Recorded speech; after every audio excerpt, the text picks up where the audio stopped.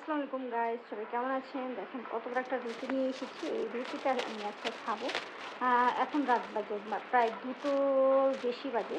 তো অনেক রাত হয়ে গেছে, আমার খিদে লেগেছে। প্রতিদিন রাতে রাত জাগা হয়, ঘুম আসে না, তাই রাতে খিদে লেগে যায়।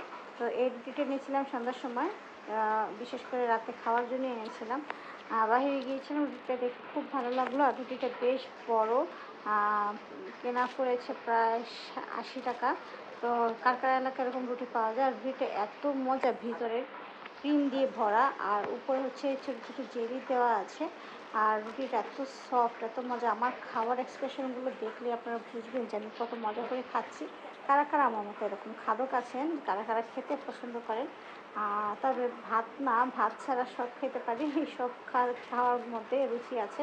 ভাত খেতেই পারি না, এই হচ্ছে কথা। কারা কারা আমার মতো আছেন অবশ্যই কমেন্ট করবেন, এবং আমার চ্যানেলটি সাবস্ক্রাইব করতে ভুলবেন না। লাইক কমেন্ট শেয়ার করে দিবেন, যেন আরও নতুন নতুন ভিডিও আপনাদের সামনে চলে আসে।